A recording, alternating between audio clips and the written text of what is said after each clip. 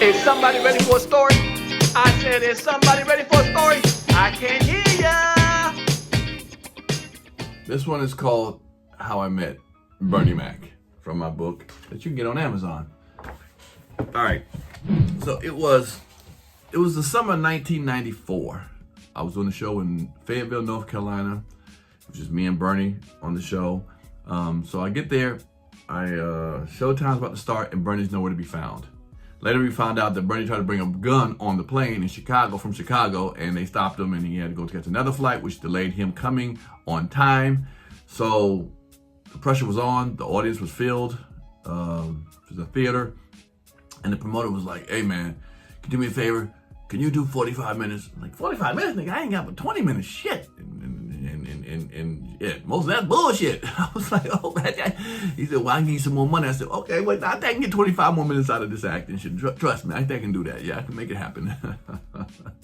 What money would make you do.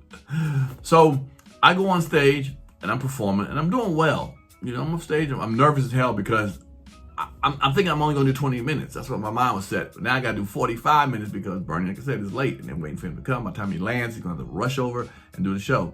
So I'm up there doing my act, and I was doing well, and I remember some guy yelling out, do the McDonald's joke. It was a joke I did on Def Comedy Jam about going to McDonald's and spreading the bullets around equal, being shot and stuff like that, telling everybody tell the shooter to spread the bullets around equally. Well, the guy keeps yelling out, do the McDonald's joke. Do the McDonald's joke. I'm like, yeah, bro, okay, hold on. I got other material. You know, I got other material. Hold on, player. And I'm like, okay.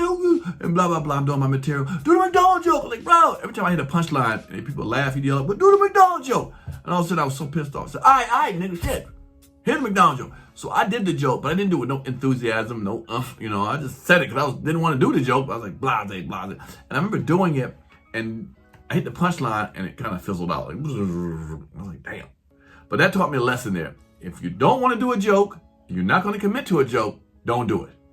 So I do my act, and I look over to the side, and now I've probably done about 40 minutes. And I actually did well. I was surprised myself. And the promoters give me a light. I guess Bernie had arrived. He's flashing me. I said, all right, good night. So when I get off, they had like a radio DJ or whatever hosting the show. He comes on. And I go back to the backstage, and Bernie got his entourage. He got 4 or 5 dudes with him, and Bernie's wearing a sweatsuit, just a sweatsuit. I remember I'm always seeing Bernie in suits, you know, from the TV, Def Jams, whatever I saw him. Well, the time I saw him, he had a suit on, and but he had a sweatsuit on, and so he was rushed around. Oh, we gotta go on now, Bernie.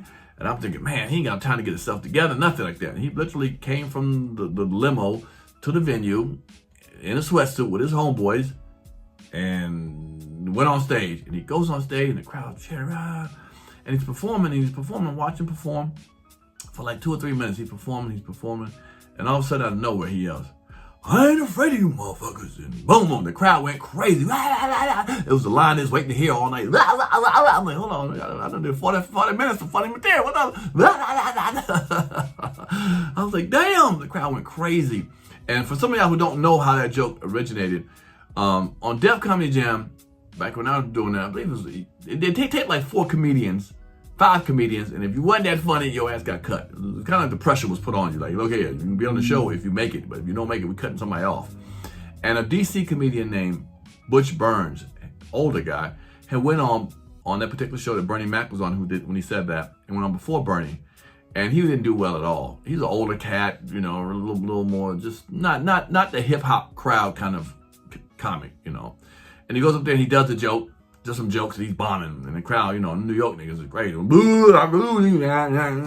Get off of here. And so poor Butch Burns had to walk off and get off, whatever. And so when they brought Bernie up, that's what he said to them. I ain't afraid of you, motherfucker. Because he was saying basically about the other comic, how he got booed, but he ain't afraid of you, motherfucker. And that's how it actually started. So for people who didn't know, that's why he said, I ain't afraid of you, motherfucker. Because of that. So Bernie went, he killed, you know. And I learned my lesson, like I said, that day. Hey, if you're not going to commit to a joke, don't do it. I would see Bernie next. We actually did a movie called Baps together, but we weren't together on the same scenes and like that. So I didn't see him for that. But what I wound up seeing him in is How to Be a Player. We did How to Be a Player. He was in a lot of scenes with me. You've seen him call me all kind of names and so forth, which was hilarious. He was cool on the set. One thing about him, he had an air about him that wasn't cocky or it just didn't feel like people just came up to him and was just happy to be around him and stuff. And I remember even white folks was just, hey Bernie, hey Mac man, hey.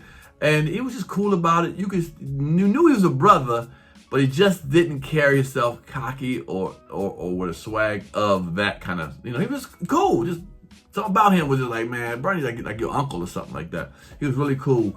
And we really enjoyed being around. I would see him after that show, after the movie released. I would see him on doing some cities, doing some shows. I would come always out to support him. And no matter where it was, he could be talking to some agents, some managers, or whatever, and he'd see me over there. Hey, what's up? And start talking to me for a second. And so I really appreciated that. He made me feel welcome around him.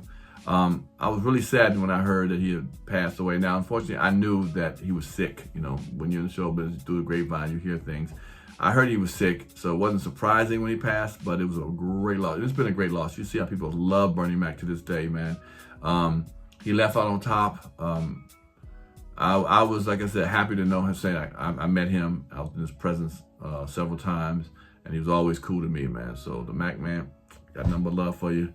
And that's how I met Bernie Mac, man. That's my experience with him. Is somebody ready for a story?